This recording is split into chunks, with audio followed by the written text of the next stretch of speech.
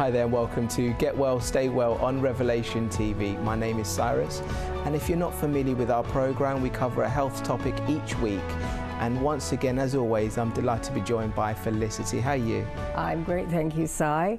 Very busy, lots and lots of calls and lots of emails, but it's really great to be able to help people and chat to them on the phone. Yeah. Revelation constantly has new viewers to the programs and to the shows. Just explain to us, what do we do in our program each week?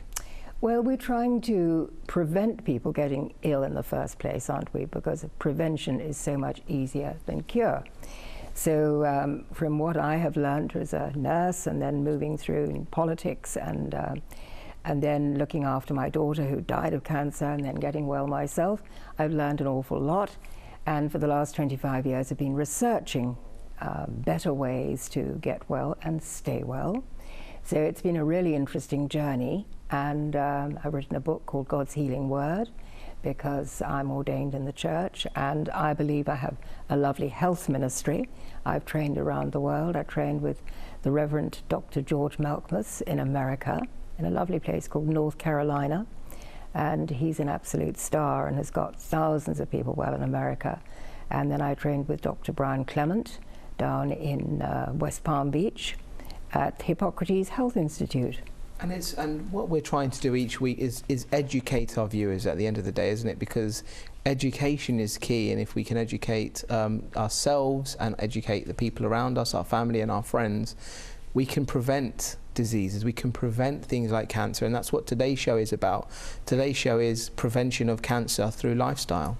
Well, we're living in a perfect storm at the moment, you know, with all the chemicals that have been produced in the last, say, 50 years, the processed foods that are new as well. And so what I learnt was, when you go back to the Genesis 1:29 and 30, instruction by God when he creates us as to what we should be eating, the fruit, the vegetables, the seeds, the nuts and the green plant, then people do get well. And in fact, they build their immune system.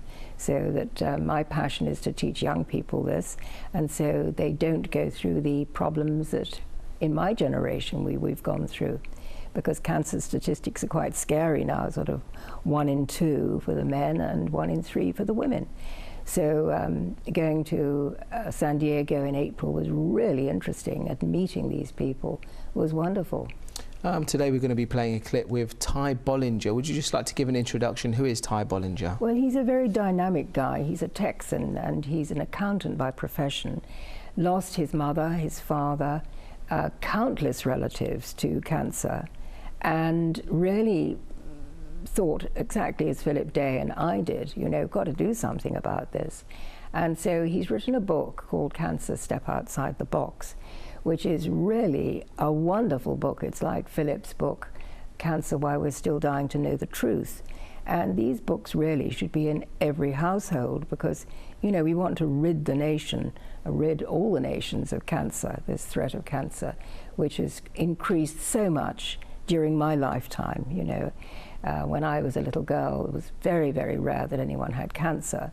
And now it's 1 in 2. I mean, it's just shocking. Why are the cancer rates increasing so dramatically? Well, it's particularly in what we call the civilized places in the world where we've moved on to all this processed food. And also the water is being treated with fluoride, which he's going to talk about.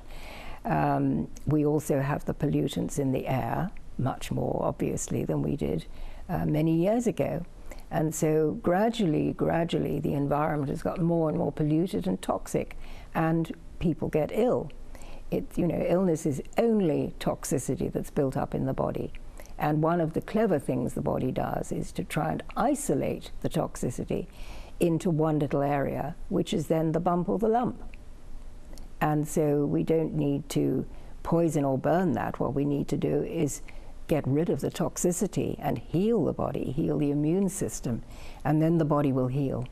Okay, well, let's take a look at our first clip that we have for today. This is by Ty Bollinger, and he's talking about the prevention of cancer with lifestyle. Humans constantly produce cancer cells, which are quickly destroyed by healthy immune systems. Although many people do not realize it, cancer is a normal part of a healthy body. This normal process can get out of control and cancer cells grow into dangerous tumors. If an immune system does not destroy these cells, it can spell doom for the victim. Cancers are responsible for 25% of all deaths in the United States, and of these, 3 of every 10 cases is from lung cancer. Billions of dollars are spent every year treating these diseases, making it one of the largest of all branches of medical care. Some critics charge the healthcare industry has the wrong idea about care, and many caretakers are looking at strengthening immune systems to reduce the rates of cancers. This healthcare mindset is centered on prevention and encouraging the body to treat itself naturally. Ty Bollinger is the author of Cancer: Step Outside the Box. His work looks at the root causes of cancer and what can be done to prevent malignant cells from turning dangerous. He's our guest on the show in studio today. We're going to talk about the nature of cancer and what turns this process into a potentially life-threatening experience. We'll also discuss what you can do to avoid becoming a victim. Welcome back to the program, Ty. Gary, thanks for having me on today. Appreciate it. It's great to have you here in studio. So let's talk about cancer. It is an epidemic across the world. What can cancer cells, how can cancer cells be part of a healthy body? Well, cancer cells are cells that have really, their DNA has been altered in such a way that the method by which they produce energy has changed from being aerobic, which normal cells are aerobic, which means with oxygen, to anaerobic, which is without oxygen.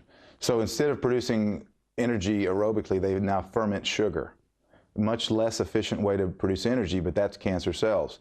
Cancer cells happen all the time. We have genetic damage all the time. We're producing trillions of cells. Okay, cells, there are something like 75 trillion cells in our body. So we're producing cells constantly every day. Some of those have aberrant DNA, but you mentioned a healthy immune system. A healthy immune system is able to see those cells through different genetic markers, and they are able to your immune system can tell that they're different, and the immune system then kills them, eliminates them, quarantines them, whatever you want to call, to where they are not forming a tumor. And that's what we think of as cancer. It's when these cells all begin to get together and they form a tumor. So in some cases, your body says, well, we're not going to attack these today. Something tells your body not to do it, and then the tumors begin to develop. Correct. And so, from my research over about the last 15 years, I've seen an increase. I think the increase in cancer is because of environmental toxicity. Now, that's not just me. The American Cancer Society, on the website today, as we do this interview, they've got a statistic called Cancer Facts and Figures 2013. It's a PDF file. You can download it off their website. And in that file, it states that upwards of 90% of cancers have. Hi there, welcome back. Just want to start off with the interesting point there, saying cancer is a normal part of a healthy body. I mean, when we think of cancer, we think it's something that's grown, something that we don't have and it just appears, but it is part of our body. Well, it's really part of a healing mechanism. And there's something called the trophoblastic theory of cancer, which I learned. Dr. John Beard, who was up at Edinburgh University, he was talking about this 100 years ago. And he's absolutely right. The trophoblastic theory is that the body will try to hide the toxicity it will encapsulate it, try to isolate it, and so that's what forms the cancer, the bump or the lump that people refer to as their cancer. In fact, the cancer is systemic, and so it's right through the body. If you just cut out one part, it will only come back somewhere else. What we need to do is detox the body, obviously, bring up the immune system, and then the bump or lump disintegrates, it dissolves, as mine did. I had pancreatic cancer in 2003, and I was scanned right the way through. We had a large tumor affecting the head of the pancreas, where nothing can be done about it because they can't do an operation there. And over 8 months, the tumor actually shrank back into a scar, which I still have there. But this is the healthy way of the body healing it. And I know that if I went back to the lifestyle I had before, which was drinking a lot of coffee and being very stressed out, eating meat and dairy, the MAD diet, what we call the MAD diet, if I went back to that, I would probably start it up again. So that's why I'm pretty radical with my maintenance. It's just as important to eliminate the bad food, shall we say, than to eat the good foods and exercise and everything else that comes with the change of lifestyle. But let's talk about what we need to be eliminating. What are the bad foods that we need to remove from our diet? Well, we need to get rid of the bad sugars, the bad salts, the bad fats. So that's the trans fats that have been marketed as so healthy, but in fact we're much better with the real butter from the cows that are out in the pasture. And that is much better for us. You know, we get back to nature, we get back to the things we should be eating. So I'm vegan now, vegetarian. Occasionally I have fish, maybe once a month if I'm out with the girls and I feel like having a fish. But very often I only have about a third of it, and then I don't even want to finish it. It's interesting because the body changes. The body is telling you really what you should do. And of course, old habits die hard, you know. You think, oh my goodness me, Christmas lunch, for instance, you know, but I now don't even want the turkey. Yes. And I sometimes have to do that for the rest of my family who do. But interestingly, the grandchildren don't want to do that. The grandchildren love the juices. I mean, when we talk about vegan, we talk about eating raw and healthy foods.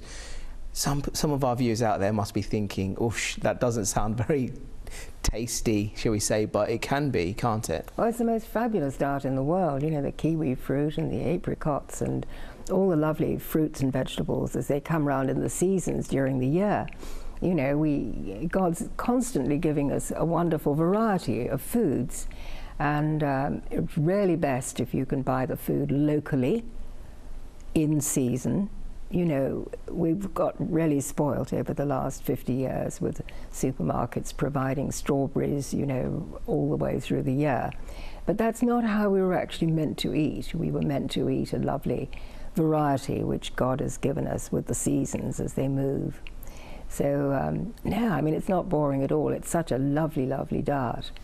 And what recommendations can you give to our viewers out there who live a very hectic or busy life with the work commitments and everything else and family life, and they simply don't have a lot of time to prepare food? What sort of advice and what other foods they can be eating that's convenient? Well, the fastest food in the world is a banana or an apple. You know, it's so easy to keep in the car as well, or take to work with you. And that's what I live on, and just love to have these fresh things. It's much cheaper as well, much cheaper. So you don't have to have all the packaged food. And it's really lovely to just have the fresh stuff which you can get maybe from a farmer's market or even grow yourself, which is ideal. Because I think by growing your own food, it's something that you have a pride in the food that you're eating in a way. You've got a connection. But also, it would also help the children as well to get involved and to eat healthy, because it makes it fun. It's great fun. It's great fun, yes. On my Facebook page, I've got my grandchildren actually watering the wheat grass that we're growing, you know, and they're spraying it. It's lovely, and the first thing they say when they get into the, you know, come to see me in the flat, they say, "Oh, Granny, can we make some carrot juice? Can we make some green juice?" Music to your ears, It's Felicity. absolutely lovely, and they do enjoy it. And they've learned to wash up the juicer afterwards too, which is a great help. Very well trained. Let's talk about the immune system. What is the immune system and why is it important? Well, you know, God has designed us with these wonderful bodies that are designed to recover, to get well. I mean, when we get tired during the day, you know, we have this wonderful sleep at night, and very often that will make us feel so much better.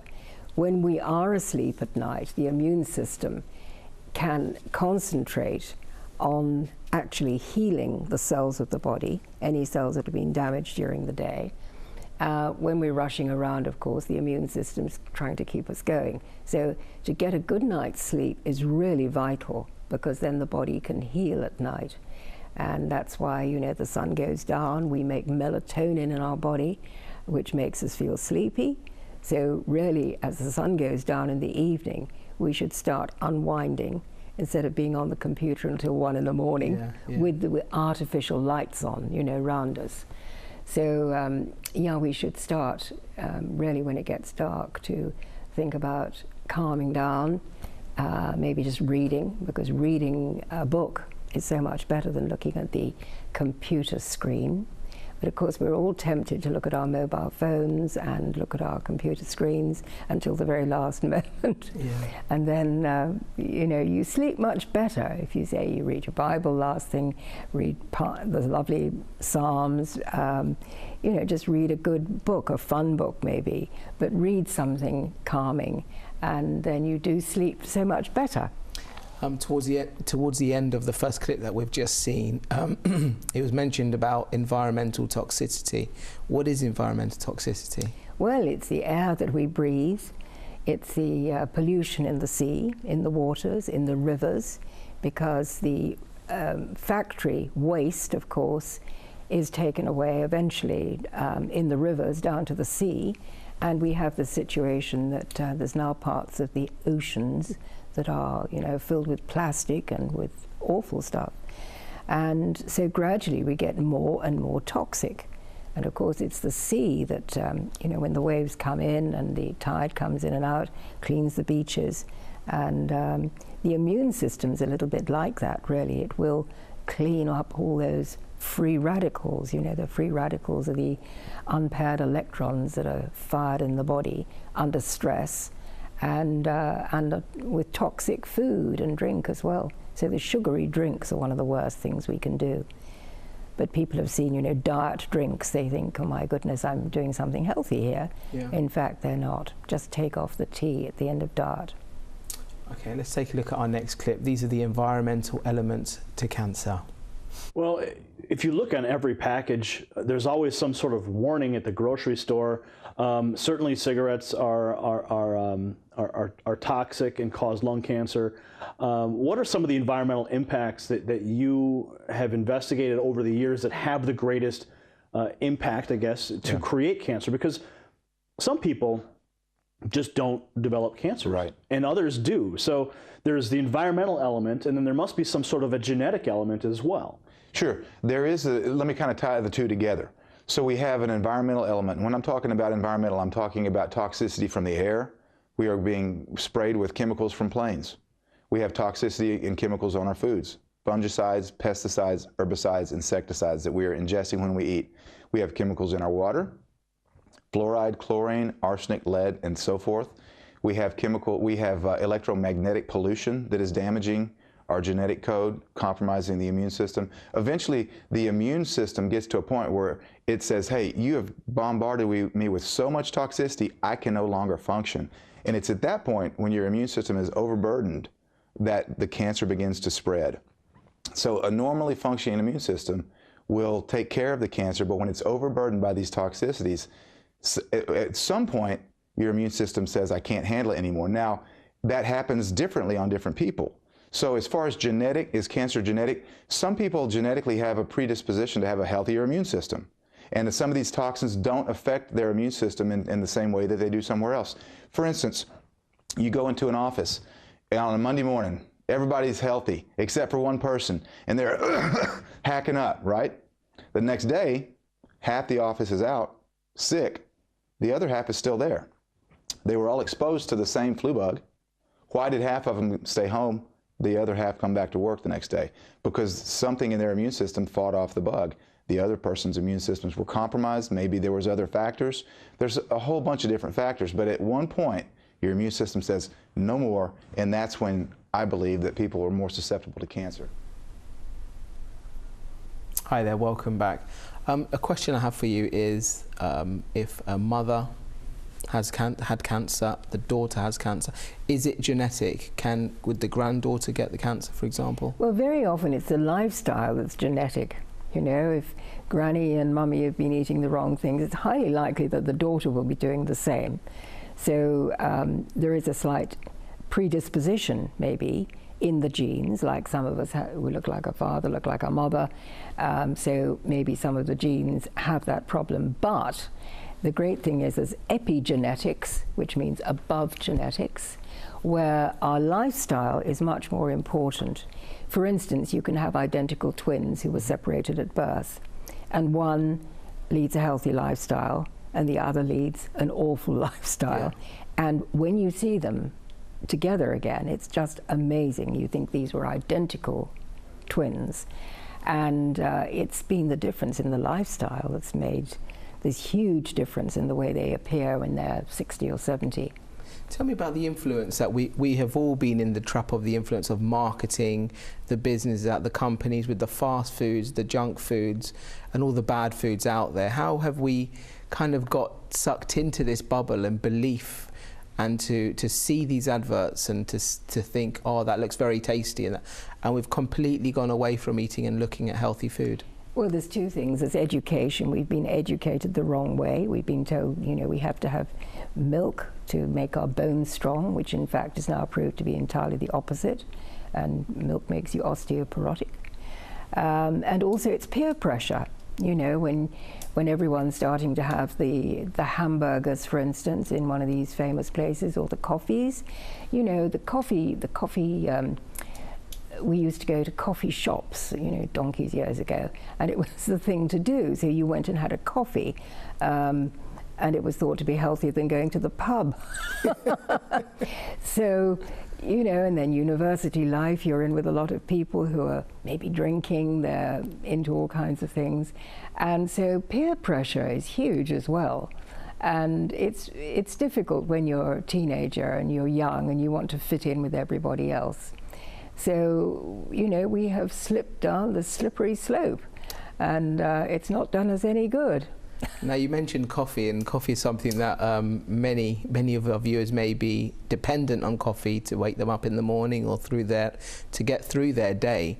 Just reiterate and explain to our viewers, what are the dangers of coffee? Well, coffee is like a slap in the face, basically. It's a huge burden on the immune system. The coffee that you have jolts the cortisol in the body. You know, that's the stress hormone. So, you know, fight or flight. So it gets you going in the morning to maybe do a show or whatever you're having to do. But it does have a terrific downside in that it's toxic in the body, that it's exhausting your adrenal glands, and of course it's addictive. And I got into cappuccinos. I liked my cappuccinos loaded with sugar. No wonder I got pancreatic cancer.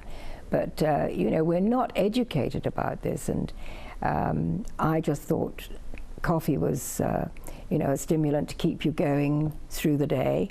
I was working hard, and it was easier just to make myself a cappuccino in the office, which I did, and just quietly got on and had my cappuccino and stayed, you know, working.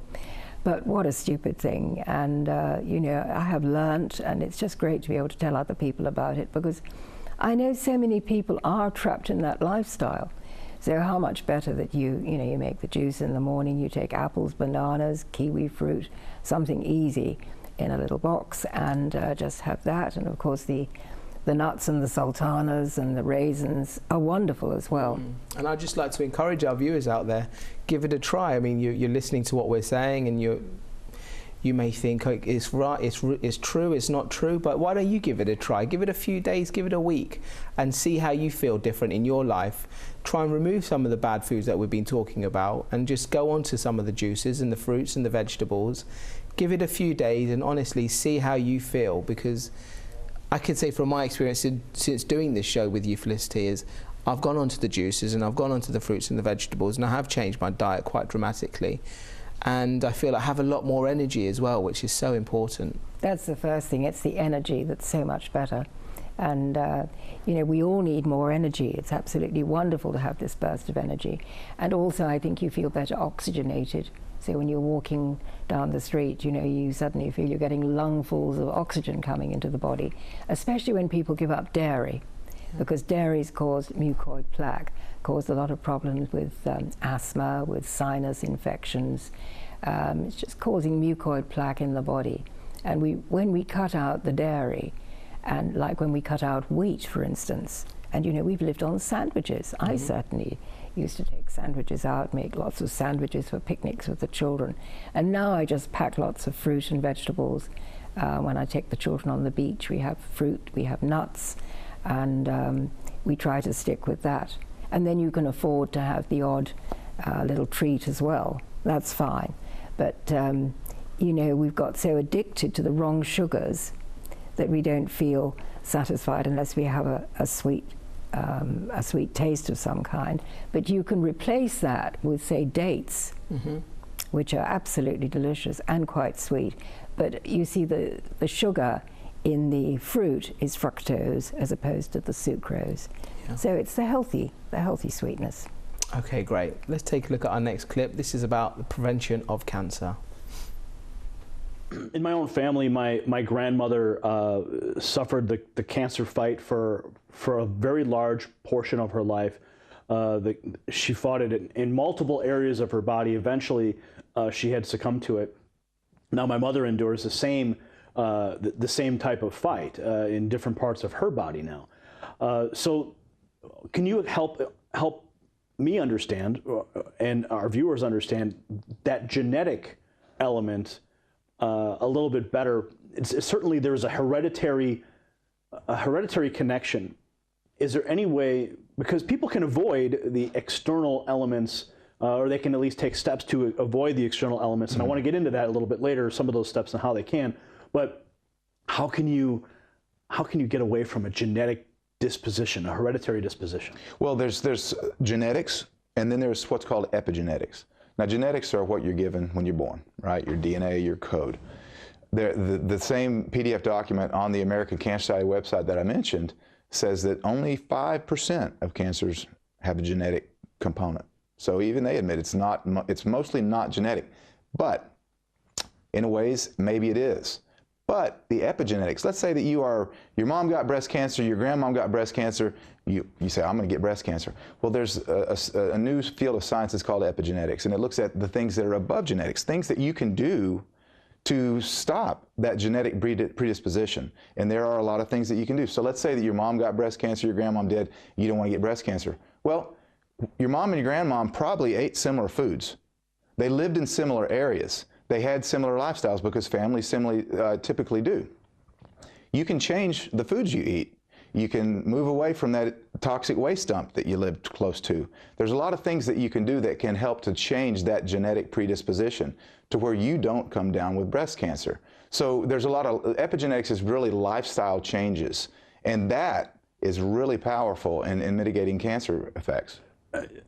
Last year, the headlines were discussing Angelina Jolie and her genetic disposition to breast cancer. And she took some dramatic steps to prevent cancer in her breasts, but by taking an elective mastectomy. Right.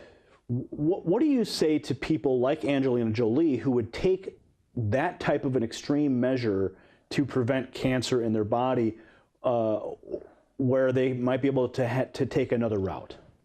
I think, to me, that's extreme, because I don't believe that we can cure a body by lopping off body parts. And if you look at cancer as a failure of a compromised immune system, just because she cut off her breasts doesn't mean that if her immune system is compromised later in life that the cancer won't come back somewhere else, which unfortunately it may. So really we have a difference in conventional medicine and alternative medicine. Conventional medicine looks at cancer as a tumor. And so the way to fix that problem is to cut off the tumor. Alternative medicine, which I don't even like to call it alternative, it should be the primary. Advanced medicine, I like to call it. Advanced medicine looks at cancer as the tumors as a symptom of an underlying imbalance in the body. So the way that you fix that underlying, or that you cure that cancer, is not to lop off a body part, to cut off a tumor, but to correct that underlying imbalance in the body, and then the body heals itself the way it was supposed to. So it's really a fundamental difference in the way that the perspectives of two different types of medicine. That's why I prefer alternative or advanced medicine, because you correct the imbalance, the body. Hi there, welcome back. Just something about that I was mentioning in that clip is about Angelina Jolie, who had the elective mastectomy. What are your thoughts on that, about the prevention? Well, that was a terrible decision for her to make. She had to make that decision for herself. Everybody does. For instance, I have a young girl who I knew in Portugal who was diagnosed with breast cancer when she was pregnant with her second son. And she was told that she would have to do the same thing. And it worried her so much. She carried the second baby right through to term, and then they started her with all the chemo and the radiation. They took off both breasts. And they then told her, about a year later, a different doctor told her she hadn't had that kind of cancer in the first place. Oh my goodness. So you can imagine how she felt and her husband felt. And I just feel that it would be, well, I certainly wouldn't do it. That's the easiest way for me to say. I think that you don't chop body parts off, because the whole body is meant to work in this orchestra that God has designed for us. By chopping off the breast, because she's afraid of getting breast cancer, she's still got the gene in her body that is going to cause cancer. It'll just come back. It'll just evince somewhere else. So I think people ought to read Dr. Lorraine Day, that's D-A-Y, Dr. Lorraine Day, who's an American surgeon who also had breast cancer, very, very badly, in fact. And she completely healed it, doing the natural thing that Ty Bollinger's talking about, I'm talking about, and all these other doctors who we've had on the program. And Dr. Lorraine Day completely healed. She was literally not expected to make it through the night one night. She was so ill with breast cancer. But she really turned her life around. Her husband was also a doctor and administered water enemas in her body when she could no longer drink.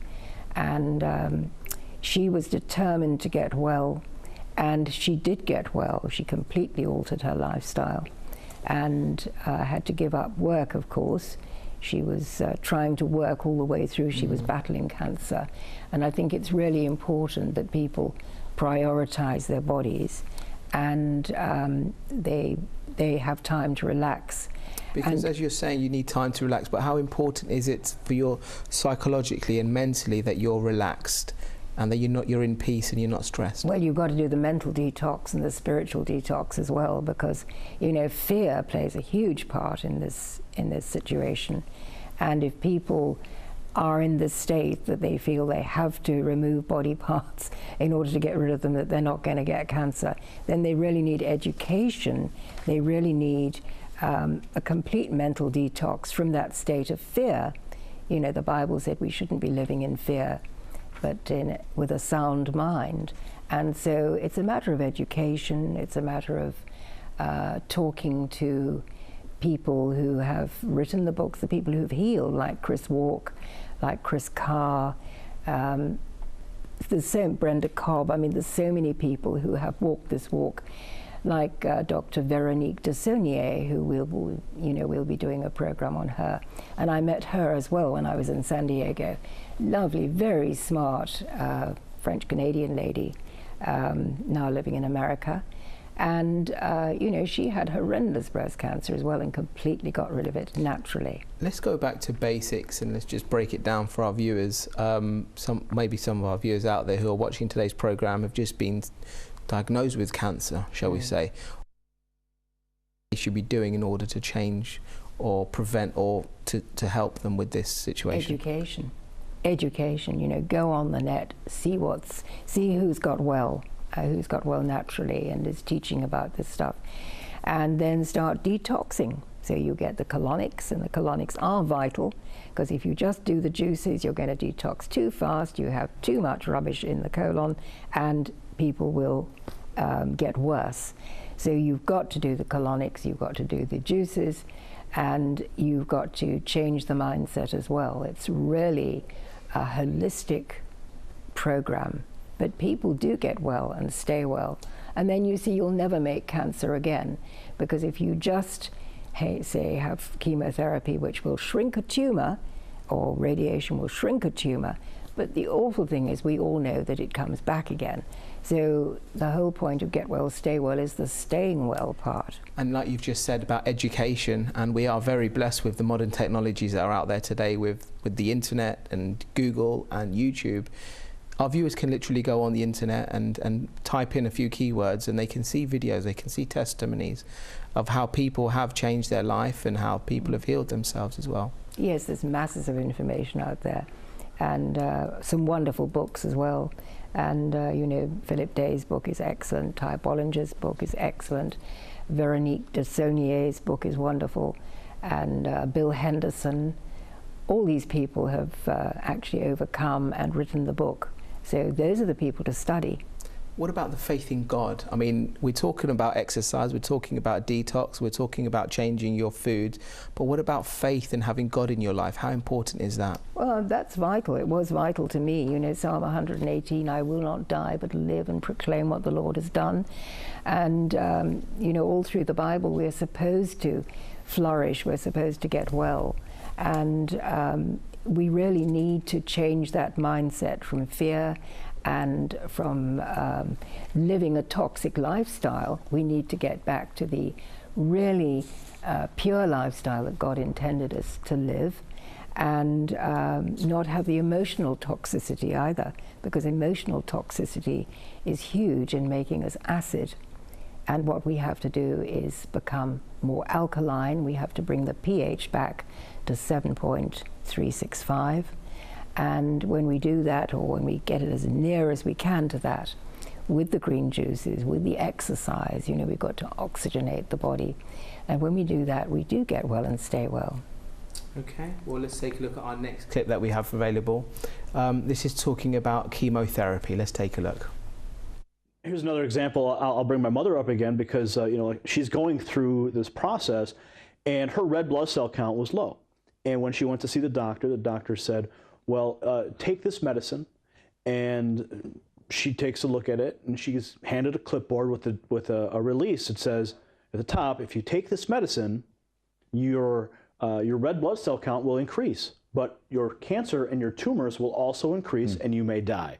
So it seems as though the therapy that she was offered is a double-edged sword. She's undergoing chemotherapy, which is wearing down her immune system, and now she's being given another drug that's right there in black and white on the document, says going to kill her and increase her tumors. It seems very unbalanced as far as treatment methodology.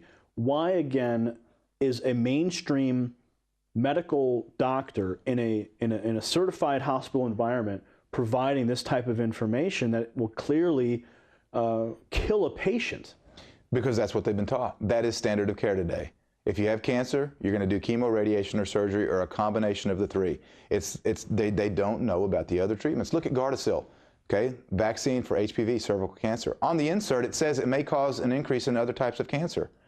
Look at tamoxifen, the #1 drug that's prescribed to treat breast cancer. In 1996, the World Health Organization declared tamoxifen to be a Class A carcinogen, which is the most cancer-causing substances that are known to man. How do we treat a disease like cancer with drugs that cause cancer? It makes no sense at all to me. Is chemotherapy an effective form of treatment? It is the quote-unquote mainstream form of treatment. There's people, when my mother goes, she says there's dozens and dozens of people sitting in these rooms for hours on end getting pumped full of chemotherapy drugs. Is it as effective as they claim? It depends on what the definition. Oh. Hi there, welcome back. Chemotherapy, radiation. What are your thoughts on chemotherapy? Well, you know, it was thought to be the great cure. And when I was a nurse and I worked at some of the London top teaching hospitals and also the Royal Marsden, and I just thought how wonderful it was that these things were available. This is going back to the 60s, I suppose.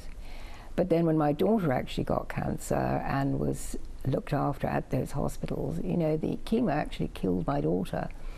So, and I realized it was killing everyone else in the wards as well, because everybody died. And really, I had to start radically rethinking.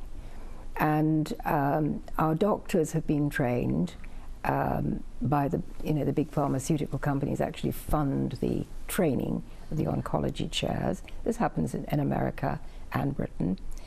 And so the doctors, our young people go in, you know, wanting to heal the world. They go in as young doctors, you know, and they have this passion. They're going to get everyone well, but they're told this is the way we do it, and they're not allowed to move on to the side to do anything different. And what is actually happening now is this movement towards integrated health, where other ideas like nutrition are now being seen to work. The Gerson therapy, for instance, you know, with Dr. Max Gerson, Dr. Contreras, Dr. Vickers, doctors all over the world are now doing the what they call advanced medicine. And we've done programs on Lee Cornelia as well. And so they are actually getting people well. Now, I think what matters is what works for the patient, what actually gets the patient well.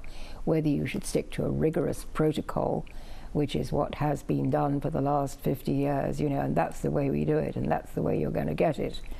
I think we have to, when it's patently not working, when the statistics are as bad as they are, I think we have to move to the advanced medicine, and we have to read the works of people who've got well and learn from it and go back to perhaps the more traditional medicine, which of course was always herbs. You know, in the book of Revelation, it's the leaves of the trees are for the healing of the nations. And I do believe that the plants out there are there to heal us.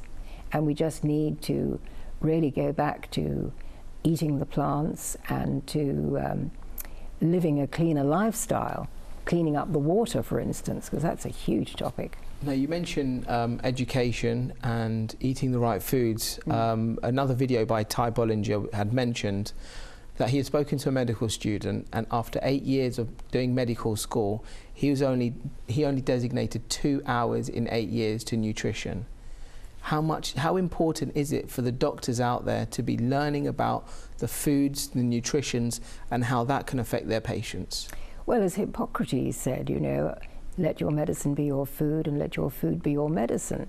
And that is the best medicine. And it's because we've come away from the right, plain, beautiful, fresh fruit and vegetables that have exactly the right amount of enzymes in them for us to digest. It's because we've come so far away from that that we've got into this epidemic proliferation of cancer, diabetes, heart disease. It's just that people have really slidden away from the right way. And so we need to radically get back on it. And especially if you have been told that you've got one of these diseases, you know, heart disease as well, these things are all toxicity in the body. So we need to really start taking responsibility for our own health, instead of thinking, well, you know, the insurance will pay, national health will pay. No, I mean, everyone's going bust at the moment. You know, National Health Service is breaking down, as we see in the papers. And people are going to have to take responsibility for their health. And we see in the natural parts of the world where people are still living the way nature intended, they're not getting these diseases. So it's QED, isn't it? Going back to chemotherapy, what advice would you give to maybe some of our viewers who have been diagnosed with cancer, they've seen their doctor, and the doctor's obviously advising chemotherapy? What is the next step for them? What could they do? Well, again, education. And there's a doctor, Professor Andrew Saul, who's a great doctor, author, molecular doctor, and he says that you should be taking the vitamins when you're having chemotherapy, because most people are told you can't do two things, you know, you'll mix it up. But he says it's absolutely vital to be taking lots of vitamin C, lots of vitamin E, zinc, vitamin D, all these things that we should be taking to keep us well. And when we're going through a terrible time of chemotherapy, we should certainly be trying to build the immune system, absolutely. But don't take my word for it, take Dr. Andrew Saul, and he's just done a wonderful series. If people Google him, they will see lots of YouTubes as well. And he's the professor who teaches the doctors, and he says it's absolutely criminal that there haven't been more classes on nutrition.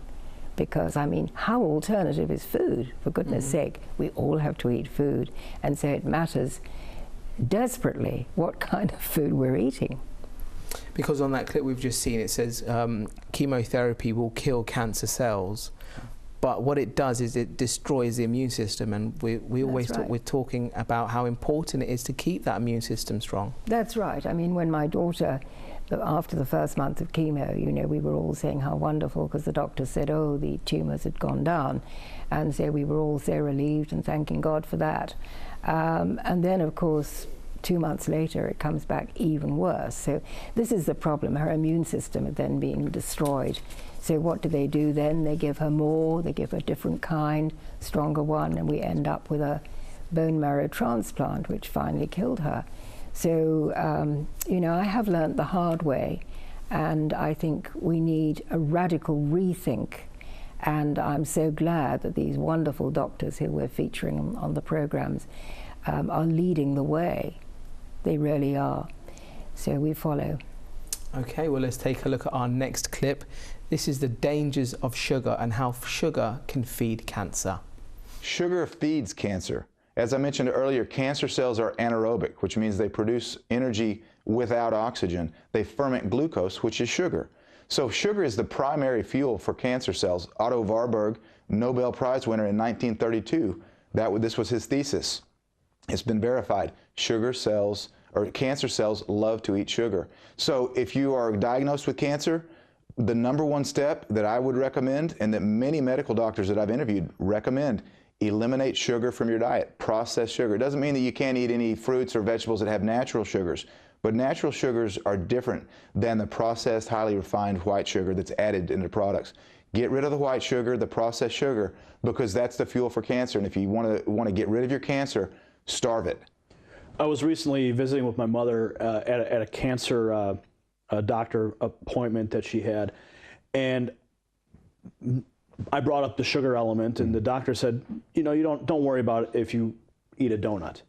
You know, and a donut is laced with sugar beyond belief. Why would a doctor, a mainstream medical doctor in a cancer clinic, say go ahead and eat a donut? And even my own mother, because she's going through traditional chemotherapy, right, she notices that in some of the areas of the hospital where other cancer patients are getting treated, that there's just sugar-laced products and brownies and sweets throughout the environment.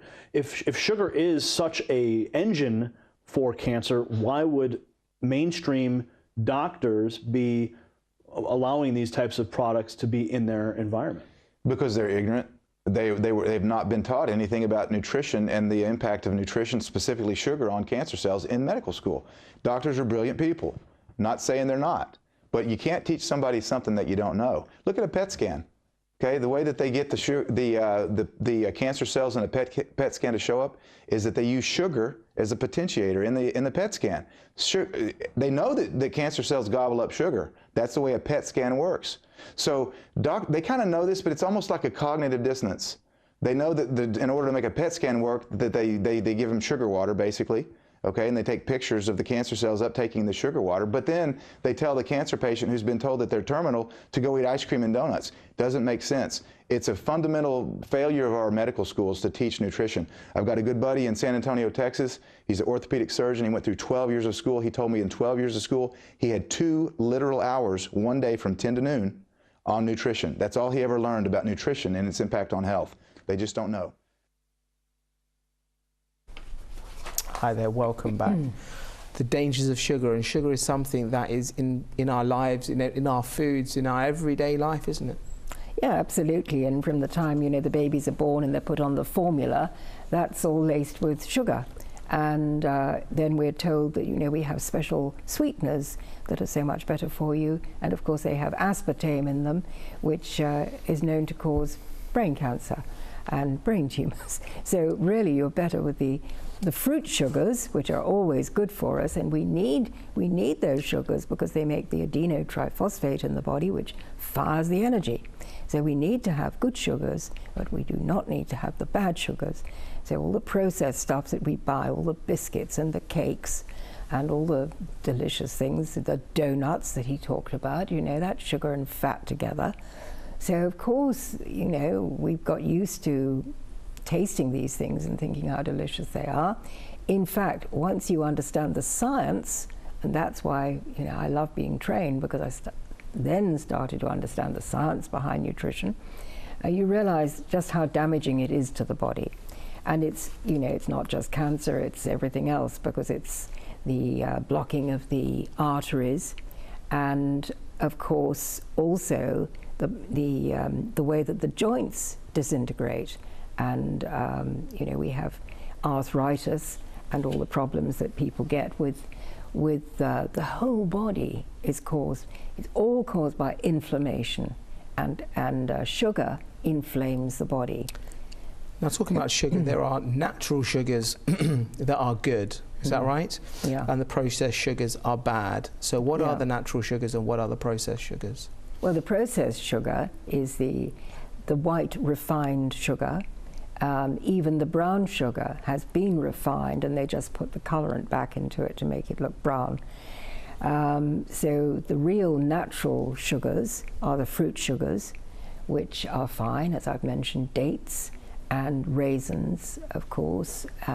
The fruit is all lovely and pure, so that's fine. But the artificial sugars, particularly the chemical ones, the sweeteners like aspartame, NutraSweet, all the different brands that have come out. And I remember when I first went to America years ago, you know, somebody said, "Oh, this is wonderful, this low, you know, low sweetener and so healthy for you." In fact, they've got all kinds of things in them. And if you listen to Dr. Lorraine Day and these other doctors, you know, they will go in great detail.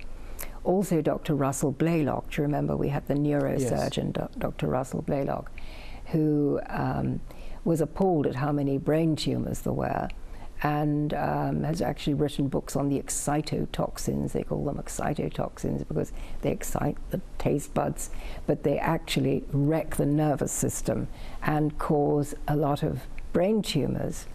So we have to really be selective and read our labels. You know, all those delicious little snacky things you can buy with a crisp snap to them, they're so lovely. But they've got the wrong sugars, the wrong salts, the wrong fats in them. And of course, the scientists are paid by these companies to actually make it addictive, to make it delicious, so that we say, "Oh gosh, that's beautiful," you know. But you look on the label, see what it's really doing to the body. Now, it's mentioned that the sugar feeds cancer. What else feeds cancer? Stress. Stress feeds cancer. I mean, that's something that we can take control of our lives in a way. And how can we de-stress our life? Well, you've got to believe in the Lord. You've got to believe this life is not the end of everything.